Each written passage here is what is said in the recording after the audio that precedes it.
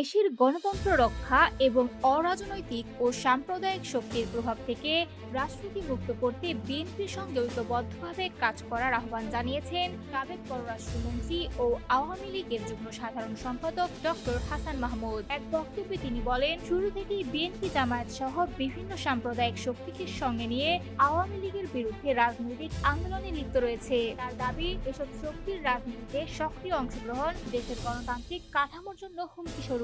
Doctor Hasan Mahmud বলেন, যখন রাজনৈতিক ব্যক্তিদের হাতেই গণতন্ত্র ক্ষতিগ্রস্ত হয় তখন সেই গণতন্ত্র পুনরুদ্ধারের দায়িত্ব রাজনীতিকদেরই নিতে হয়। তিনি মনে করেন, গণতন্ত্র পুনরুদ্ধারের জন্য দায়িত্বশীল ও সচেতন রাজনৈতিক ভূমিকা অত্যন্ত জরুরি।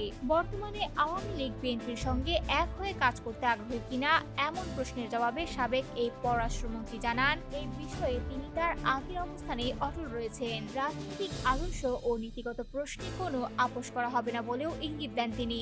আরো বলেন, দেশ বর্তমানে যে রাজনৈতিক ও অর্থনৈতিক সংকটের মধ্য দিয়ে যাচ্ছে তা উত্তরণ সহজ নয়। এই সংকট মোকাবিলায় রাজনৈতিক দলগুলোর মধ্যে অন্তত ন্যূনতম সমঝোতা এবং দায়িত্বশীল আচরণ প্রয়োজন। ডক্টর হাসান মাহমুদের মতে, সংঘাত ও বিভাজনের রাজনীতি পরিহার করে দেশের স্বার্থে ঐক্যের পক্ষে হাঁটতে হবে। তা না হলে সংকট আরো গভীর হতে পারে এবং সাধারণ মানুষই এর সবচেয়ে বেশি ভুক্তভোগী হবে।